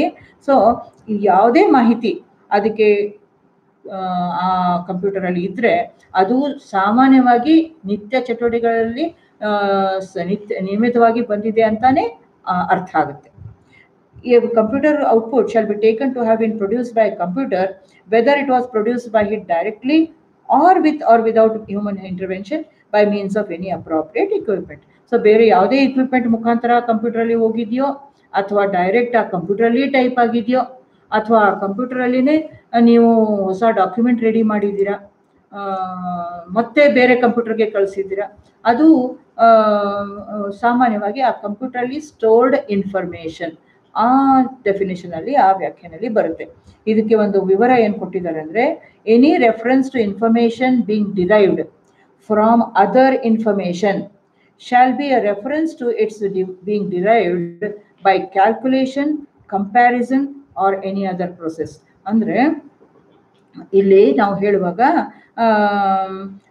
Information being derived by from other information ಅಂದ್ರೆ ಬೇರೆ ಮಾಹಿತಿಯಿಂದ ಈ ಮಾಹಿತಿ ನಾವು ಪಡ್ಕೊಂಡಿದ್ದೀವಿ ಅಂತ ಆ ಕಂಪ್ಯೂಟರ್ ಅಲ್ಲಿ ಇದ್ರೆ, ಅಂದ್ರೆ ಬೇರೆ ಕಡೆಯಿಂದ ಬಂದಿದೆ ಅಂತ ಹೇಳಿದ್ರೆ ಅದು ಅರ್ಥ ಏನು ಅಂದ್ರೆ, ಬೇರೆ ಕಡೆಯಿಂದ ಅಂದ್ರೆ ಬೇರೆ ಡಿವೈಸ್ ಇಂದ ಅಂತ ಅಲ್ಲ, ಅಥವಾ ಬೇರೆ ಕಂಪ್ಯೂಟರ್ ಇಂದ ಇಲ್ಲೇ ಕಾಪಿ ಮಾಡಿದೀವಿ ಅಂತ ಅಲ್ಲ, ಬೇರೆ ಬೇರೆ ರೀತಿಯಿಂದ ಮಾಹಿತಿ ಬಂದಿದೆ ಅಂದ್ರೆ ಅರ್ಥ ಏನು, ಕ್ಯಾಲ್ಕುಲೇಷನ್ ಮಾಡಿದ್ರಿ ನೀವು, ಒಂದು ಇದು ಬೇರೆ ಜೊತೆಲೆ ಹೋಲಿಸಿ ನೀವು ಕಂಪ್ಯಾರಿಸನ್ ಮಾಡಿ ತುಲನೆ ಮಾಡಿ ನೀವು ಈ ಸಂದರ್ಭಕ್ಕೆ ಈ ಥರ ಬಂದಿದೆ ಅಂತ ಕನ್ಕ್ಲೂಷನ್ಗೆ ಬಂದಿದ್ದೀರಾ. ಅದಕ್ಕೆ ನಿಮ್ಮ ಕನ್ಕ್ಲೂಷನ್ ಅಲ್ಲಿ ತೋರಿಸ್ತಾ ಇದೆ. ಅಂಥ ಸಂದರ್ಭದಲ್ಲಿ ಅದು ಬೇರೆ ಇನ್ಫಾರ್ಮೇಷನಿಂದ ಬಂದಿರೋ ಇನ್ಫಾರ್ಮೇಷನ್, ಬೇರೆ ಮಾಹಿತಿಯಿಂದ ಬಂದಿರೋ ಮಾಹಿತಿ ಅಂದರೆ ಅಷ್ಟೇನೆ. ಬಟ್ ಬೇರೆ ಕಡೆಯಿಂದ ಬಂದಿರೋದು ಯಾವುದೇ ಮಷಿನರಿಯಿಂದ ಬಂದಿದೆ, ಯಾವುದೇ ಇಕ್ವಿಪ್ಮೆಂಟಿಂದ ಬಂದಿದೆ, ಯಾವುದೇ ಸಾಮಾನಿಂದ ಇದಕ್ಕೆ ಹೋಲಿಸಲಾಗಿದೆ ಅಥವಾ ಸೇರಿಸಲಾಗಿದೆ ಅಂದರೆ ಅದು ಒಂದೇ ಕಂಪ್ಯೂಟರ್ ಔಟ್ಪುಟ್ ಮತ್ತು ಇನ್ಫಾರ್ಮೇಷನ್ ಇನ್ ದಟ್ ಕಂಪ್ಯೂಟರ್. ಆ ಕಂಪ್ಯೂಟರಲ್ಲಿ ಏನೇನೋ ಸ್ಟೋರ್ ಆಗಿರುತ್ತೆ. ಒಂದೇ ಒಂದು ಏನಂದರೆ ಅದು ಯಾವ ರೀತಿಯಲ್ಲಿ ಒಂದು ಸ್ಟೋರ್ ಆಗಿರೋ ಮಾಹಿತಿಯನ್ನು ಮತ್ತೆ ತಿದ್ದುಪಡಿ ಮಾಡೋಕ್ಕೆ ಯಾರಿಗೂ ಅವಕಾಶ ಇರಬಾರ್ದು. ಒಬ್ಬ ವ್ಯಕ್ತಿ ಅದಕ್ಕೆ ನಿಯಂತ್ರಣದಲ್ಲಿ ತಗೊಂಡಿರಬೇಕು ಒಂದು. ಎರಡನೇದಾಗಿ ಆ ಕಂಪ್ಯೂಟರ್ ಇನ್ಫಾರ್ಮೇಷನ್ ಮಾಹಿತಿ ಏನು ಅದರಲ್ಲಿ ಸ್ಟೋರ್ ಆಗಿದೆ ಅದು ಯಾವ ಕಾರಣಕ್ಕೂ ಅಳಿಸೋಗಿ ಮತ್ತೆ ನಾವು ಅದರಲ್ಲಿ ಹಾಕಿದ್ದೀವಿ ಅಂತ ಯಾವುದೋ ಒಂದು ಎವಿಡೆನ್ಸ್ ಇರಬಾರ್ದು. ಅಥವಾ ಯಾರೋ ಒಬ್ಬ ಅಬ್ಜೆಕ್ಟ್ ಮಾಡಿದರೆ ಆ ಥರ ತೋರಿಸಿದ್ರೆ ಮತ್ತೆ ಅದು ಅಥೆಂಟಿಕಲ್ ಇಲ್ಲ ಅಂತ ಗೊತ್ತಾಗುತ್ತೆ. ಅದು ರಿಪೇರ್ಗೆ ಹೋಗಿದ್ರು ಸಹ ಆ ಟೈಮಲ್ಲಿ ಇದು ಈ ಮಾಹಿತಿಯನ್ನು ಚೇಂಜ್ ಮಾಡೋಕ್ಕೆ ಸಾಧ್ಯತೆ ಇರಲಿಲ್ಲ ಅಂತ ಪ್ರೂಫ್ ಇರಬೇಕು. ಅದು ಅಲ್ಲದೆ ಈ ಏನು ಆ ಕಂಪ್ಯೂಟರ್ ಚಾಲನೆಯಲ್ಲಿ ಇತ್ತು ಅದು ದಿನನಿತ್ಯ ನಾವು ಅದೇ ರೀತಿಯಲ್ಲಿ ಸ್ಟೋರ್ ಮಾಡ್ತಾ ಇದ್ವಿ, ಅದೇ ರೀತಿಯಲ್ಲಿ ಮಾಹಿತಿ ಹೋಗ್ತಾ ಇತ್ತು, ಮತ್ತು ಅದರಲ್ಲಿ ಸ್ಪೆಷಲ್ ಆಗಿ ಅದಕ್ಕೋಸ್ಕರ ಏನು ಬೇರೆ ಇದಾಗಿಲ್ಲ ಅಂತ ಹೇಳಿ ಚೇಂಜಸ್ ಆಗಿಲ್ಲ ಅಂತ ಪ್ರೂಫ್ ಆಗಬೇಕಾಗಿದೆ. So the only purpose of this is 65A and 65B is to show that if it is relevant, ಅದು ರೆಲೆವೆಂಟ್ ಇದೆ, ಅಡ್ಮಿಸಿಬಲ್ ಇದೆ ಅಂತ ತೋರಿಸ್ಬೇಕಾದ್ರೆ ಆಗ ಅದು ಫುಲ್ ಪ್ರೂಫ್ ಇರಬೇಕು. ಫುಲ್ ಪ್ರೂಫ್ ಅಂದರೆ ಏನು? ಯಾವುದೇ ರೀತಿಯಲ್ಲಿ ಅದು ಚೇಂಜ್ ಆಗಿಲ್ಲ, ಯಾವುದೇ ರೀತಿಯಲ್ಲಿ ಅದು ಯಾರೂ ಅದಕ್ಕೆ ತಿದ್ದುಪಡಿ ಮಾಡೋಕ್ಕೆ ಸಾಧ್ಯ ಆಗಿಲ್ಲ, ಅಷ್ಟೇ ಇಂಪಾರ್ಟೆಂಟ್ ಇರೋದು. ಅದಕ್ಕೋಸ್ಕರ ಇಷ್ಟೊಂದು ಡೀಟೇಲಲ್ಲಿ ಅವರು ಕಂಪ್ಯೂಟರ್ ಔಟ್ಪುಟ್ ಅಂದರೆ ಏನು, ಕಂಪ್ಯೂಟರ್ ಔಟ್ಪುಟ್ ಅಲ್ಲಿ ಇನ್ಫಾರ್ಮೇಷನ್ ಅಂದರೆ ಏನು, ಮತ್ತು ಬೇರೆ ಕಂಪ್ಯೂಟರ್ಸ್ ನಮಗೆ ಕ್ವಶನ್ಸ್ ಬರುತ್ತೆ. ಸುಮಾರು ಕಂಪ್ಯೂಟರ್ಸನ್ನ ಯೂಸ್ ಮಾಡ್ಬೋದು. ಆ ಬೇರೆ ಎಲ್ಲ ಕಂಪ್ಯೂಟರ್ಸ್ ಯೂಸ್ ಮಾಡಿ ಅದು ಒಂದು ಇದಕ್ಕೆ ಬರ್ತೀವಿ, ನಾವು ಆ ಮಾಹಿತಿಗೆ ಬರ್ತೀವಿ. ಸೊ ಆವಾಗ ಬೇರೆ ಬೇರೆ ಕಂಪ್ಯೂಟರ್ಸ್ ಇರೋದ್ರಿಂದ ಏನಾದರೂ ತೊಂದರೆ ಆಗುತ್ತಾ, ಅದು ಅಡ್ಮಿಸಿಬಲ್ ಆಗುತ್ತಾ ಅಂತ ಪ್ರಶ್ನೆ ಬರುತ್ತೆ. ಅಥವಾ ಇವತ್ತು ಆ ಕಂಪ್ಯೂಟರ್ನ ಶಟ್ ಡೌನ್ ಮಾಡಿದ್ದೀವಿ, ಅದು ವರ್ಕ್ ಆಗ್ತಾ ಇಲ್ಲ, ಬಟ್ ಅದೇ ಮಾಹಿತಿ ಇನ್ನೊಂದು ಕಂಪ್ಯೂಟರಲ್ಲೂ ಸೇರಿಸಿದೆ. ಯಾಕೆಂದರೆ ಅದು ಅವ್ರದ್ದು ಕಾಮನ್ ಇದೆ, ಇಂಟರ್ನೆಟ್ ಇದೆ, ಅವ್ರದ್ದು ಕಾಮನ್ ಎಲ್ಲ ಅವ್ರ ಇಂಟರ್ನೆಟ್ ಸಿಸ್ಟಮಲ್ಲಿ ಪೂರ್ತಿ ಅದು ಎಲ್ಲ ಕಂಪ್ಯೂಟರ್ಸ್ಗೆ ಹೋಗಿರುತ್ತೆ ಆ ಮಾಹಿತಿ. ಅದರಿಂದ ಏನಾಗುತ್ತೆ, ಪೂರ್ತಿ ಎಲ್ಲ ಕಂಪ್ಯೂಟರ್ಸಲ್ಲಿ ಇರೋವಂಥ ಸಾಮಾನ್ಯ ಏನು ಮಾಹಿತಿ ಇದೆಯೋ ಅದು ಒಂದೇ ಡಿವೈಸ್, ಅದು ಒಂದೇ ಕಂಪ್ಯೂಟರ್ ಔಟ್ಪುಟ್ ಅಂತಾನೆ ಕೋರ್ಟ್ ತಗೊಳುತ್ತೆ. ಅದರಿಂದ ನೀವು ತೋರಿಸ್ಬೇಕಾಗಿಲ್ಲ ಈ ಕಂಪ್ಯೂಟರಿಂದ ಬಂದಿರೋದು ಅಂತ ತೋರಿಸ್ಬೇಕಾಗಿಲ್ಲ. ಅದು for the purpose of proof it is not important. So when we come to cases, these things are very important. See, there is an audio CD. What just now Gauri had asked me a question that whether the phone, if it was not produced. This is a case actually. Shamala Ranjani versus Tamizanathan. G. Shamala Nandini. SHYAMALA RANJINI versus MS TAMIZH NATHAN ತಮೀಜ್ನಾಥನ್. ಇದರಲ್ಲಿ ಏನಾಗಿರುತ್ತೆ, matrimonial proceedings ಇರುತ್ತೆ for dissolution of marriage ಆಯಿತಾ. So ವಿವಾಹಗೆ ಸಂಬಂಧಪಟ್ಟಿರುವಂಥ ಈ proceedings ಇರುತ್ತೆ. So ಆ ವೈಫನ್ನು ಅವರು husband ಹೇಳ್ತಾರೆ, wife ನನ್ನ ಹೆಂಡತಿ ನನಗೆ ಥ್ರೆಟನ್ ಮಾಡ್ತಿದ್ಲು, ಸೆಲ್ಫೋನಿಂದ ನನಗೆ ಭಯ ಕೊಡಿಸ್ತಿದ್ರು, ಅದಕ್ಕೆ ನನಗೆ ತುಂಬ ಅಬ್ಯೂಸ್ ಮಾಡಿದ್ದಾರೆ ಸೆಲ್ಫೋನಿಂದ ಅಂತ, ಮತ್ತು ಏನೇನು ಅವಳು ಮಾಡಿದ್ದಾರೆ ಅವೆಲ್ಲ ನನ್ನ ಸೆಲ್ಫೋನಲ್ಲಿ ನಾನು ಸ್ಟೋರ್ ಮಾಡಿದ್ದೀನಿ, ಅವಳು ಏನೇನು ಮಾತಾಡಿದ್ದಾಳೆ ಅವೆಲ್ಲ ಸ್ಟೋರ್ ಮಾಡಿದ್ದೀನಿ ಅಂತ ಹೇಳ್ತಾನೆ. ಸೊ ಅವನೇನು ಮಾಡ್ತಾನೆ, ಒಂದು ಆಡಿಯೋ CD ಮಾಡ್ತಾನೆ, ಅದು ರೆಕಾರ್ಡ್ ಮಾಡಿರ್ತಾನೆ. ಆಡಿಯೋ CD ಮಾಡಿ ರೆಕಾರ್ಡ್ ಮಾಡಿ ಅದನ್ನು ಕೋರ್ಟ್ಗೆ ಕೊಡ್ತಾನೆ. ಬಟ್ ಅವನು ಸೆಲ್ಫೋನ್ ಕೊಡೋದಿಲ್ಲ. ಸೊ CD ಮಾತ್ರ ಎಕ್ಸಿಬಿಟ್ ಅಂತ ಕೋರ್ಟ್ ಮಾರ್ಕ್ ಮಾಡಿ ತಗೊಳುತ್ತೆ. ದಸ್ತಾವೇಜ್ ಅಂತ ಹೇಳಿದರೆ ಅದು ತಗೋಬಹುದು, ಅಲ್ಲಿ ಏನು ನೀವು ಒರಿಜಿನಲ್ ಕೊಡಬೇಕು, ಫೋನ್ ಕೊಡಬೇಕು ಏನು ಹೇಳಿಲ್ಲ. ಇದರಲ್ಲಿ ಕಂಪ್ಯೂಟರಲ್ಲಿ ಸ್ಟೋರ್ ಆಗಿರುವಂಥ ಮಾಹಿತಿ. ಸೊ ಇದು ಕಂಪ್ಯೂಟರ್ ಅಲ್ಲಿ ಸ್ಟೋರ್ ಆಗಿರುವಂಥ ಮಾಹಿತಿ ಅಥವಾ any magnetic media. So it comes, mobile phone ಅದರಲ್ಲಿ ಬರುತ್ತೆ.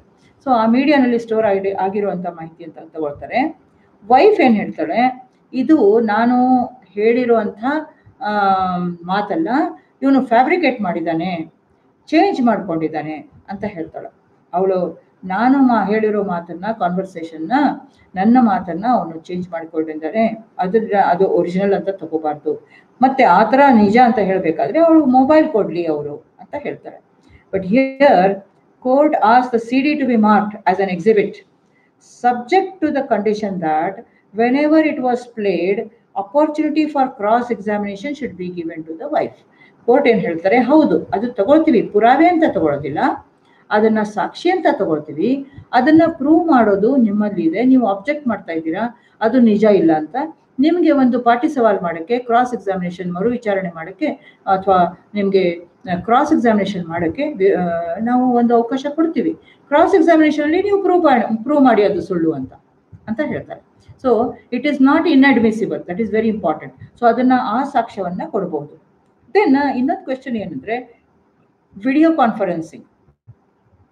ವಿಡಿಯೋ ಕಾನ್ಫರೆನ್ಸಿಂಗಲ್ಲಿ ಏನಾಗುತ್ತೆ, ಸುಮಾರು ಕಡೆ ಬೇರೆ ಬೇರೆ ಕಂಪ್ಯೂಟರ್ಸ್ ನೋಡಿರ್ತಾರೆ, ಬೇರೆ ಬೇರೆ ಕಂಪ್ಯೂಟರ್ಸಿಂದ ಅದು ಮಾಹಿತಿ ಬರ್ತಾ ಇರುತ್ತೆ and it can be produced. ಇಲ್ಲಿ ಒಂದು ಕ್ವೆಶನ್ ಆಗುತ್ತೆ, ಒಂದು ಕೇಸ್ ಇದೆ ಇದರಲ್ಲಿ. So the case is Amitabh Bagchi versus Ena Bagchi. Amitabh Bagchi BAGCHI versus Ena Bagchi. ಅದರಲ್ಲಿ ಒಬ್ಬ ವ್ಯಕ್ತಿ ಏನು ಮಾಡ್ತಾನೆ, there was a question for maintenance, pendente lite ಮೇಂಟೆನೆನ್ಸ್ಗೋಸ್ಕರ ಒಂದು ಇದಿರುತ್ತೆ, ಕ್ಲೇಮ್ ಇರುತ್ತೆ. ಆ ಕ್ಲೇಮಲ್ಲಿ ವಿಡಿಯೋ ಕಾನ್ಫರೆನ್ಸಿಂಗಲ್ಲಿ ವಿಟ್ನೆಸಸ್ನ ಪ್ರೊಡ್ಯೂಸ್ ಮಾಡಿ, ವಿಟ್ನೆಸಸ್ನ ಸಾಕ್ಷಿದಾರಗಳನ್ನು ಪ್ರತ್ಯಕ್ಷ ಅಲ್ಲಿ ಕೋರ್ಟ್ ಮುಂದೆ ಬರೋದು ಬೇಡ, ವಿಡಿಯೋ ಕಾನ್ಫರೆನ್ಸಿಂಗಿಂದ ಮಾಡಬಹುದು ಅಂತ ಅವನು ಒಂದು ಪಿಟಿಷನ್, ಒಂದು ಅಪ್ಲಿಕೇಶನ್ ಅರ್ಜಿಯನ್ನು ಹಾಕ್ತಾನೆ. ಸೊ ಆವಾಗ ಅಬ್ಜೆಕ್ಷನ್ ಏನಾಗುತ್ತೆ ಅಂದರೆ, ವಿಟ್ನೆಸಸ್ ಸ್ವಂತ ಬರಬೇಕು. ಈಗ husband was permanently living in America and he could not come here. So ಕಾರಣ ಏನು, ಅವರು ಬರೋಕ್ಕೆ ಆಗಲ್ಲ ಅಂತ ಕಾರಣಕ್ಕೋಸ್ಕರ ಅವ್ರು ಏನು ಹೇಳಿರೋ ಮಾತು ವಿಡಿಯೋ ಕಾನ್ಫರೆನ್ಸಿಂಗಿಂದ ತಗೋಬಹುದಾ ಅಂತ ಪ್ರಶ್ನೆ. ಇಲ್ಲಿ ಕೋರ್ಟ್ ಅಲೌ ಮಾಡುತ್ತೆ. Of course court allows whenever there is a question that the person cannot be brought from there. It is nothing but an electronic record. ಯಾಕೆಂದ್ರೆ it is A natural part of A electronic method ಅಂತ ಹೇಳುತ್ತೆ court.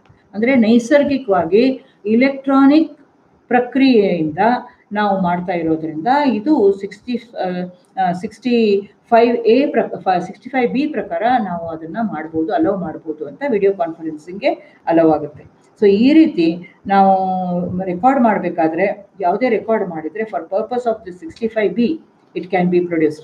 So mobile can be given or the CDs can be given and anything which is in an electronic computer output. So computer ಅಂತ ಹೇಳುವಾಗ ಈ magnetic media ಇರ್ಬೋದು, optical media ಇರ್ಬೋದು, ಯಾವುದೇ ರೀತಿಯಲ್ಲಿ ಅದನ್ನು ರೆಕಾರ್ಡ್ ಆಗಿರುವಂಥ ಡಿಜಿಟಲಿ ರೆಕಾರ್ಡ್ ಆಗಿರುವಂಥ ಯಾವುದೇ ಒಂದು ಮಾಹಿತಿ ಇದ್ದರೆ ಆ ಮಾಹಿತಿಯನ್ನು ನೀವು ಡಾಕ್ಯುಮೆಂಟ್ರಿ ಎವಿಡೆನ್ಸ್ ಅಂತ ಕೊಡ್ಬೋದು. ಇದು ತುಂಬ ಒಂದು ಮಹತ್ವವಾದ ಚೇಂಜ್ ಆಗಿದೆ ನಮ್ಮ ಎವಿಡೆನ್ಸ್ ಆ್ಯಕ್ಟಲ್ಲಿ. ಮುಂಚೆ ಇದನ್ನು ಅಲೌ ಮಾಡ್ತಿರ್ಲಿಲ್ಲ and we had to speak before the courts and we would have to ask the courts to admit those things because they are authentic pieces of evidence, but it was not done because the act was not amended. But when they amended the act in 2000, when this act was amended, then all these things are taken as admissible as an evidence. So this is relating to the electronic records. Okay, then 67. Now further we are going to discuss about how the documentary evidence can be proved. So proof of signature and handwriting of person alleged to have signed or written document produced. Now what happens is, when there is, ಈಗ ನಾವು ಒಂದು document ಕೊಡ್ತೀವಿ, ಒಬ್ಬ ವ್ಯಕ್ತಿ ಬರವಣಿಗೆಯಲ್ಲಿ ನಾನೇ ಬರ್ತಿದ್ದೀನಿ ಅಂತ ಹೇಳಿ ಅವನು ಅಡ್ಮಿಟ್ ಮಾಡ್ಕೋತಾನೆ. ಸೊ ಅವನು ಅಡ್ಮಿಟ್ ಮಾಡಿದರೆ it is said to be proved. But suppose if the document is alleged to be signed or to have been written wholly or in any part by any person, then the signature or the handwriting of so much of the document as is alleged to be in the person's handwriting must be proved to be in his handwriting. ಅಂದರೆ ಏನು, ಯಾವುದೇ ಒಂದು ದಸ್ತಾವೇಜನ್ನ ಕೋರ್ಟ್ಗೆ ಕೊಡುವಾಗ ಒಂದು ಇಂಥ ವ್ಯಕ್ತಿಯ ಹಸ್ತಾಕ್ಷರದಲ್ಲಿ ಈ ದಸ್ತಾವೇಜ್ ಇದೆ ಅಂತ ಯಾವಾಗ ನಾವು ಆರೋಪಿಸ್ತೀವಿ ಅಥವಾ ಹೇಳ್ತೀವಿ, ಆವಾಗ ಅಂಥ ಪಾರ್ಟ್ ಅಥವಾ ಅಂಥ ಹ್ಯಾಂಡ್ ರೈಟಿಂಗು ಅವನೇ ಬರೆದಿದ್ದಾನೆ ಅಥವಾ ಅವನ ಹಸ್ತಾಕ್ಷರದಲ್ಲಿ ಇದೆ ಅಂತ ಹೇಳಿ ಪ್ರೂವ್ ಮಾಡೋದು ಅವಶ್ಯಕತೆ ಇದೆ. ಇದು ಯಾವಾಗ ಬರುತ್ತೆ ಅಂದರೆ ಪ್ರಾಮಿಸರಿ ನೋಟ್ಸ್ ಆಗ್ಬೋದು, ಅಥವಾ ಚೆಕ್ ಬೌನ್ಸ್ ಕೇಸಸ್ ಆಗ್ಬೋದು, ಅಥವಾ ಯಾವುದೇ ಒಂದು ಕಾಂಟ್ರಾಕ್ಟ್ ಇರ್ಬೋದು, ಅವನು ಸ್ವಂತ ಕೈಯಲ್ಲಿ ಬರೆದಿದ್ದಾನೆ ಅಥವಾ ಸೈನ್ ಮಾಡಿದ್ದಾನೆ, ಅವನು signature or handwriting. So signature and handwriting of person alleged to have signed or written document ಅಂಥದ್ದು ಏನಾದರೂ ಪ್ರೊಡ್ಯೂಸ್ ಮಾಡಿದರೆ ಅಷ್ಟೇ ಕಂಟೆಂಟ್ಸು, ಅಂದರೆ ಅಷ್ಟೇ ಅವನ ಸಿಗ್ನೇಚರ್ ಎಕ್ಸಿಬಿಟ್ ಆಗುತ್ತೆ ಅಲ್ಲಿ ಕೋರ್ಟಲ್ಲಿ. ಸೊ ಹೋಲ್ ಡಾಕ್ಯುಮೆಂಟ್ ಒಂದು ಅಡ್ಮಿಸಿಬಲ್ ಆಗುತ್ತೆ, ಪೂರ್ತಿ ದಸ್ತಾವೇಜ್ ಒಂದು ಎಕ್ಸಿಬಿಟ್ 1 P1 ಅಂತ ತಗೋತಾರೆ ಅಥವಾ D1 ಅಂತ ತಗೋತಾರೆ, ಪ್ಲಸ್ ಅಲ್ಲಿ ಇರುವಂಥ ಸಿಗ್ನೇಚರ್ ಏನಿರುತ್ತೆ ಅವನದೇ ಸಿಗ್ನೇಚರ್ ಅಂತ ಹೇಳಿ ಅದು ಎಕ್ಸಿಬಿಟ್ ಅಂತ ತಗೋತಾರೆ. ಆ ಎಕ್ಸಿಬಿಟ್ ಅಂತ ತಗೊಂಡಿದ್ಮೇಲೆ ಅದು ಅವ್ರದೇ ಹ್ಯಾಂಡ್ ರೈಟಿಂಗ್ ಅಂತ ಪ್ರೂವ್ ಮಾಡೋದು ಅಪೋಸಿಟ್ ಪಾರ್ಟಿ ಮೇಲೆ ಬರುತ್ತೆ. ಸೊ ಅವರು ಪ್ರೂಫ್ ಮಾಡಬೇಕು. ನಾವು we are speaking about proof, how to prove that it is in his handwriting. ಅವನು ಈಗ ಹೌದು ನಾನು ಬರ್ದಿದ್ದೀನಿ ಡಾಕ್ಯುಮೆಂಟು ಅಂತ ಹೇಳ್ತಾನೆ, ಬರ್ದಿದ್ದೀನಿ ಅಂತ ಹೇಳಿ ಅವನು ಒಪ್ಕೊಂಡಿದ್ರೆ ಪ್ರಾಬ್ಲಮ್ ಇಲ್ಲ. ಅಕಸ್ಮಾತ್ ಅವನು ನಾನು ಬರ್ದೇ ಅದು ನನ್ನ ಹ್ಯಾಂಡ್ ರೈಟಿಂಗ್ ಇಲ್ಲ ಅಂದರೆ ಆಗ ನಾವು ಅದನ್ನ ಪ್ರೂವ್ ಮಾಡಬೇಕು. It must be proved to be in the person's handwriting ಅಂತ ಹೇಳುತ್ತೆ. ಸೊ ಪ್ರೂಫ್ ಮಾಡೋ ವಿಧ ಏನು? 67 ಪ್ರಕಾರ ಯಾವುದೇ ಒಂದು ದಸ್ತಾವೇಜಲ್ಲಿ ಒಬ್ಬ ವ್ಯಕ್ತಿಯ ಹಸ್ತಾಕ್ಷರ ಇದ್ರೆ ಅವನೇ ಅದನ್ನ ಬರೆದಿದ್ದಾನೆ ಅಥವಾ ಅವನೇ ಅದನ್ನ ಸಹಿ ಮಾಡಿದ್ದಾನೆ ಅಂತ ಪ್ರೂವ್ ಮಾಡಬೇಕಾಗದ ಅವಶ್ಯಕತೆ ಇದೆ. It has to be proved. So the party who produces a document which he alleges is executed, signed or written by a certain person, he has to prove that that person has signed. Iga now, yes, Gauri is asking a question. What about, yes, just a moment, section 66, rules as to notice to produce. This section 66 I have discussed along with section 65, contents of documents, how to prove the contents of documents by secondary evidence. So that section 66 is relevant to section 65, wherein if that primary document is not given to the court, then you need to give secondary evidence. ಹೌದಲ್ವಾ? ಆಗ ನೀವು ಒಂದು notice ಕೊಡಬೇಕು under section 66. ಇದನ್ನ ನಾನು ನಿನ್ನೆ detail ಅಲ್ಲಿ discuss ಮಾಡಿದೆ. ಯಾವ ಕಾರಣಕ್ಕೆ ಸೆಕ್ಷನ್ 66 ಪ್ರಕಾರ 66ನೇ ಸೆಕ್ಷನ್ ಪ್ರಕಾರ ನೋಟಿಸ್ ಕೊಡೋದು ಅವಶ್ಯಕ ಇಲ್ಲ ಮತ್ತೆ ಯಾವಾಗ ಕೊಡಬೇಕು. So that refers to the earlier thing.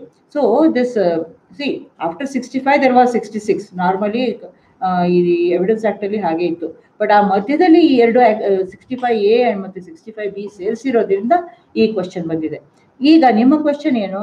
What about section 66 rules as to notice to produce? ಇದರಲ್ಲಿ ಸೆಕೆಂಡರಿ ಎವಿಡೆನ್ಸ್ ಕ್ವಶನ್ ಬರೋದಿಲ್ಲ, ಗೊತ್ತಾಯ್ತಾ? ಕಂಪ್ಯೂಟರ್ ಔಟ್ಪುಟ್ ಯಾವಾಗ ಬರುತ್ತೆ ಆವಾಗ ಒರಿಜಿನಲ್ ಕಂಪ್ಯೂಟರಲ್ಲಿ ಬಂದಿರುವಂಥ ಸಿಡಿನಲ್ಲಿ ಆಗಿರುವಂಥದ್ದೇನೆ ಕೊಡ್ತೀವಿ ನಾವು. ಅದರಲ್ಲಿ ಕಾಪಿ ಅಥವಾ ಜೆರಾಕ್ಸ್ ಕಾಪಿ ಅಥವಾ ಬೇರೆ ಯಾವುದೇ ಕಾಪಿ ಕೊಡೋ ಪ್ರಶ್ನೆ ಬರೋದಿಲ್ಲ.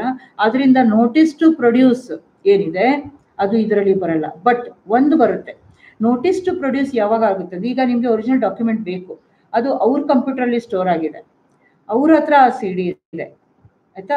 ಅವಾಗ ನಿಮಗೆ ಅದನ್ನ ಕಾಪಿ ಬೇಕು, ಅದು ಕೊಟ್ಟರೆ ನಿಮಗೆ ಎವಿಡೆನ್ಸ್ ಆಗುತ್ತೆ. ನೀವು ಆ ಕಾಪಿಯನ್ನ ಕೊಡೋಕ್ಕಾಗಲ್ಲ ಅಂದರೆ ನೀವು ಏನು ಮಾಡ್ತೀರಾ? ನಿಮ್ಮ ಹತ್ರ ಇರೋ ಅಂಥ ಸೆಕೆಂಡ್ರಿ ಎವಿಡೆನ್ಸ್ ಪ್ರೊಡ್ಯೂಸ್ ಮಾಡ್ತೀರಾ. ಅಂಥ ಸಮಯದಲ್ಲಿ ನೀವೇನು ಮಾಡ್ತೀರಾ? ಅವ್ರಿಗೆ ಒಂದು ನೋಟಿಸ್ ಕೊಡ್ತೀರಾ ಸೆಕ್ಷನ್ 66 ಅಲ್ಲಿ. ಆ 66 ಅಲ್ಲಿ ನೀವೇನು ಹೇಳ್ತೀರಾ? ನಿಮ್ಮ ಹತ್ರ ಒರಿಜಿನಲ್ ಡಾಕ್ಯುಮೆಂಟ್ ಇದೆ, ನಿಮ್ಮ ಕಂಪ್ಯೂಟರ್ ನಿಮ್ಮ ಬಳಿಯಲ್ಲಿ ಇರೋದ್ರಿಂದ ನಿಮ್ಮ ಕಡೆಯಿಂದ ಇರುವಂಥ ಇದನ್ನ ಸಾಕ್ಷ್ಯವನ್ನ ಅಥವಾ ಮಾಹಿತಿಯನ್ನ ನೀವು ಕೋರ್ಟ್ಗೆ ತಗೊಂಡು ಬನ್ನಿ ಅಂತ ಹೇಳಿ ನೀವು ಒಂದು ನೋಟಿಸ್ ಕೊಡ್ತೀರಾ. ಆಗ ಅವರು ಏನಾದರೂ ಪ್ರೊಡ್ಯೂಸ್ ಮಾಡಿಲ್ಲ ಅಂತಂದ್ರೆ then you can produce the secondary evidence what you have. It depends upon how you prove that it is original, ಆಯ್ತಾ? ಯಾಕಂದ್ರೆ original evidence will be always. ಈ ಎಲೆಕ್ಟ್ರಾನಿಕ್ ಮೀಡಿಯಾ ಬಂದಾಗ ಎಲೆಕ್ಟ್ರಾನಿಕ್ ಮಾಧ್ಯಮದಲ್ಲಿ ಏನಿದೆ ಅಥವಾ ನಿಮ್ಮ ಹತ್ರ ಒಂದು ಕಾಪಿ ನೀವು ಅವಾಗಲೇ ತಗೊಂಡು ನೀವು ಸ್ಟೋರ್ ಮಾಡಿದೆ ಅಂತ ಪ್ರೂಫ್ ಇದ್ರೆ then that can become secondary evidence for that. Otherwise it cannot be secondary evidence. Primary evidence only will be given, that is the computer output only will be given. Is it clear, Gauri? Okay. So then coming to section 67, that is proof of signature and handwriting of person alleged to have signed or written document produced. We will go to the detailed provisions, that is 67, 68, 69, 70 and 71. All of this consists of a signature, then witnesses, attesting witness, ಮತ್ತೆ ಯಾವುದೇ document attested ಆಗಿದ್ರೆ ಯಾವ ರೀತಿ ಅದು attest ಆಗಿರಬೇಕು, ಮತ್ತೆ ಆವಾಗ ಅದನ್ನ ಪ್ರೂವ್ ಹೇಗೆ ಮಾಡಬೇಕು. ಅಟೆಸ್ಟ್ ಆಗಿಲ್ಲ ಅಂತ ಇದ್ರೆ ಯಾವಾಗ ಅದನ್ನ ಪ್ರೂವ್ ಮಾಡಬೇಕು, ಹೇಗೆ ಪ್ರೂವ್ ಮಾಡಬೇಕು.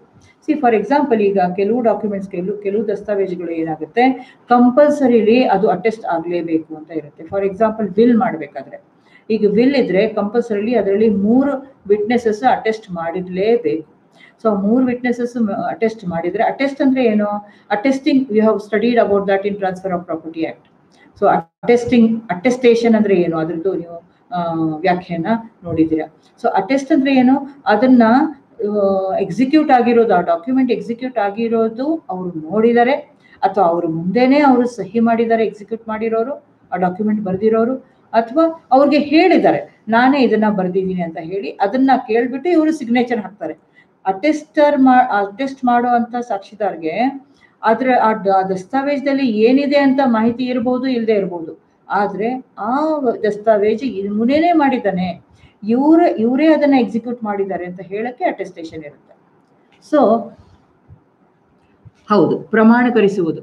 So Sangeetha has saying that. So ಪ್ರಮಾಣ ಹೇಗೆ ಕರೆಸ್ತಾರೆ, ಯಾವ ರೀತಿ ಕರೆಸ್ತಾರೆ, ಯಾವಾಗ ಪ್ರಮಾಣ ಮಾಡ್ಬೇಕು. ಪ್ರಮಾಣ ಅಂದ್ರೆ ಬರೀ ಓತ್ ಅಲ್ಲ, ವಿಟ್ನೆಸ್ ಪ್ರಮಾಣದಲ್ಲಿ ಮಾಡಿರ್ತಾನೆ ಅಲ್ಲಿ, ಬಟ್ ಆಮೇಲೆ ಅವನು ಕೋರ್ಟ್ಗೆ ಬಂದಾಗ ಅವ್ರಿಗೆ ಕ್ವಶನ್ಸ್ ನೀವು ಏನ್ ಕೇಳ್ತೀರಾ, that shows that he has attested ಅಂತ ಹೇಳುವಾಗ ಅವರು ಆ ಡಾಕ್ಯುಮೆಂಟ್ ಅನ್ನ ನೋಡಿರ್ಬೇಕು, ಮಾಡ್ತಾ ಇರುವಾಗ ನೋಡಿರ್ಬೇಕು, ಅಥವಾ ಸೈನ್ ಮಾಡಿರುವಾಗ ನೋಡಿರ್ಬೇಕು, ಅಥವಾ ಆ ವ್ಯಕ್ತಿ ಸೈನ್ ಮಾಡಿರೋನು ಹೇಳಿರ್ಬೇಕು, ಹೌದು ನಾನೇ ಸೈನ್ ಮಾಡಿದ್ದೀನಿ, ಆವಾಗ ಅವನು ಅಟೆಸ್ಟಿಂಗ್ ವಿಟ್ನೆಸ್ ಆಗ್ತಾನೆ. ಸೊ ಕೆಲವು ಡಾಕ್ಯುಮೆಂಟ್ಸ್ ಅಟೆಸ್ಟಿಂಗ್ ಆಗಿರ್ಲೇಬೇಕು ಅಂತ ಇರುವಾಗ, ಕಾನೂನು ಪ್ರಕಾರ ಇದು ಅಟೆಸ್ಟೆಡೇ ಇರಬೇಕು ಅಂತ ಇರುವಾಗ, ಸೇಲ್ ಡೀಡ್ ಫಾರ್ ಎಕ್ಸಾಂಪಲ್, ಅಲ್ಲಿ 2 ವಿಟ್ನೆಸಸ್ ಅಟೆಸ್ಟಿಂಗ್ ವಿಟ್ನೆಸಸ್ ಇರಲೇಬೇಕು. ಬರೀ ಹಾಗೆ ಸೇಲ್ ಡೀಡ್ ತಗೊಂಡು ಹೋಗಿದ್ರೆ ಅದನ್ನ ವಿದೌಟ್ ಅಟೆಸ್ಟಿಂಗ್ ವಿಟ್ನೆಸಸ್ ಅದು ವ್ಯಾಲಿಡ್ ಆಗಲ್ಲ.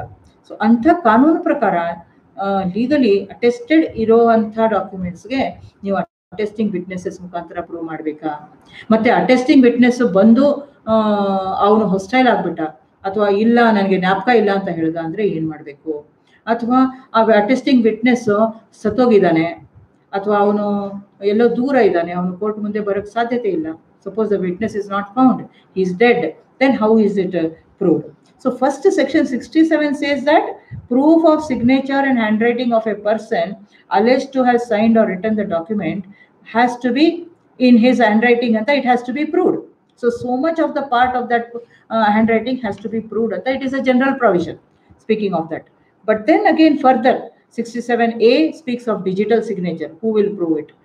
Section 68 speaks of execution of document required by law to be attested. ಅದು ಯಾವ ರೀತಿ ಪ್ರೂವ್ ಮಾಡಬೇಕು. ಸೊ ಆವಾಗ ಅದು ಅಟೆಸ್ಟೇಷನ್ ಹೇಗೆ ಪ್ರೂವ್ ಮಾಡಬೇಕು. ಅಟೆಸ್ಟೇಷನ್ ಬೇಕಾಗಿಲ್ಲ, ಅನ್ಅಟೆಸ್ಟೆಡ್ ಡಾಕ್ಯುಮೆಂಟ್ ಇದ್ರೆ ಯಾವ ರೀತಿ ಅದನ್ನ ಸಾಬೀತುಪಡಿಸ್ಬೇಕು. ಅಥವಾ ಅಟೆಸ್ಟಿಂಗ್ ವಿಟ್ನೆಸ್ ಅವನು ಅದನ್ನ ನಿರಾಕರಿಸಿದ್ರೆ, ಆ ವಿಟ್ನೆಸ್ ನಾನು ಹೌದು ಅಟೆಸ್ಟ್ ಮಾಡೇ ಇಲ್ಲ, ನನ್ನ ಸಹಿಯೇ ಇಲ್ಲ ಅಂತ ಹೇಳಿದ್ರೆ ಏನ್ ಮಾಡಬೇಕು. ಅಂಡ್ ಪ್ರೂಫ್ ನಿಮಗೆ ಗೊತ್ತು ಅವನು ಸುಳ್ಳು ಹೇಳ್ತಾ ಇದ್ದಾನೆ ಅಂತ, ಅವನೇ ಮಾಡಿದ್ದಾನೆ, ಅಟೆಸ್ಟೇಷನ್ ಮಾಡಿದ್ದಾನೆ, ಅವಾಗ ನೀವು ಹೇಗೆ ಸಾಬೀತುಪಡಿಸ್ತೀರಾ. ಮತ್ತೆ ಅಟೆಸ್ಟ್ ಮಾಡಿರುವಂಥ ಪ್ರಮಾಣ ಮಾಡಿರುವಂಥ ಸಾಕ್ಷಿದಾರ ಸಿಕ್ಕಲೇ ಇಲ್ಲ ಅಂದ್ರೆ ನೀವು ಏನ್ ಮಾಡ್ತೀರಾ. How can it be done. All this is the things which are going to be discussed in the next part of our discussion, that is how can a document be, how can this what is the method of proving the signature or handwriting of a person alleged to have been signed the document. So what is the method of proving. Athwa they can just ask that when can a unattested document be held to be proved, or attesting witnesses, when how can you prove a document which has witnesses, which has attesting witnesses. ಆ ರೀತಿನೂ question ಕೇಳ್ಬೋದು. So ಆವಾಗ ನಿಮಗೆ ಈ 67 to 71 ಮತ್ತೆ 72 ತನಕ you have to look into all those conditions, and we shall be discussing that in the class tomorrow. So any doubt is there relating to today? See, today's class we have completely concentrated on electronic records. Electronic records ಅಲ್ಲಿ ಅಂದ್ರೆ electronic records ಮೂಲಕ ದಸ್ತಾವೇಜುಗಳನ್ನ ಯಾವ ರೀತಿ ನಾವು ಕೊಡಬಹುದು, ಕೊಡಕ್ಕೆ ಆಗತ್ತಾ, ಮತ್ತೆ ಯಾವ ರೀತಿ ಕೊಡಬೇಕು, ಏನ್ ಕಂಡೀಷನ್ಸ್ ಇದೆ ಅಂತ ಹೇಳಿ ನಾವು ಒಂದು ಕಂಡೀಷನ್ಸ್ ಪ್ರೂವ್ ಆಗಬೇಕು. ಒಂದು ಎರಡನೇದಾಗಿ ಆ ಸರ್ಟಿಫಿಕೇಟ್ ಕೊಡಬೇಕು.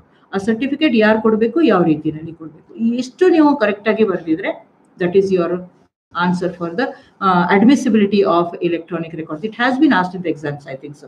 I have seen that question being asked. So there you need to know the details of this section. Any question? Anybody? Praveena ಏನು ಕ್ವೆಶ್ಚನ್ ಕೇಳಿಲ್ಲ? ನಿಮ್ಗೆ ಅರ್ಥ ಆಗ್ತಾ ಇದೆಯಾ ನಾನು ಇಂಗ್ಲಿಷಲ್ಲಿ ಕನ್ನಡದಲ್ಲಿ ಹೇಳ್ತಾ ಇರೋದು?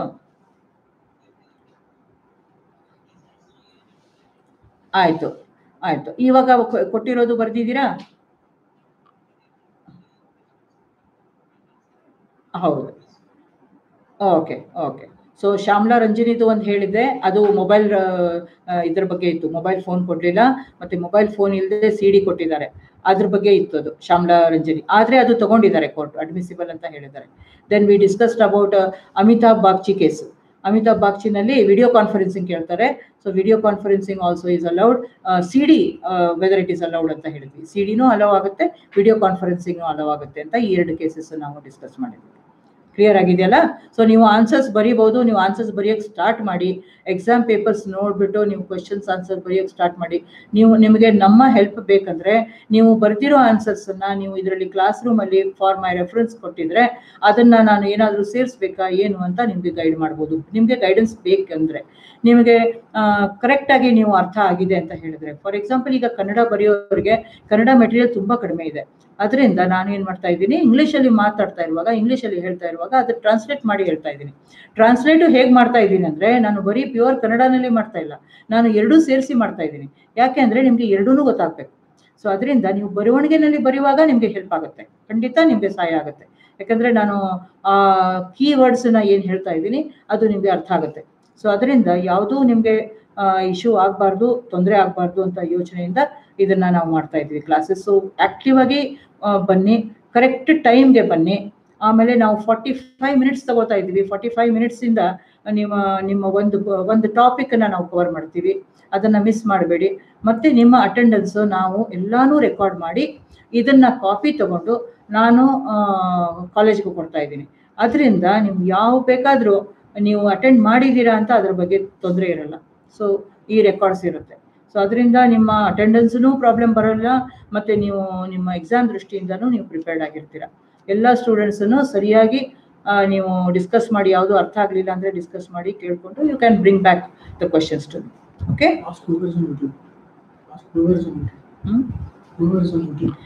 Now today whoever is on YouTube, if their attendance is to be given, see if it is Manoj or I think Manoj and Renuka Prasad, they are on YouTube, I think so, and Sonakshi also is on YouTube. You can write, please give your attendance on the YouTube chat box. Just write your names there so that it will be stored. Okay, you just type your names and you can store it. When your names are typed, it will be a record for me. Yes. Ravi Kumar K. Ravi Kumar K ಇವಾಗ join ಆಗಿದ್ದೀರಾ. ನಿಮ್ಮ attendance ಇವಾಗ ಆಗೋಗಿದೆ, class ಆಗೋಗಿದೆ. ನಾಳೆ ಕರೆಕ್ಟಾಗಿ 4 ಗಂಟೆಗೆ join ಆಗಬೇಕು, ಆಯಿತಾ?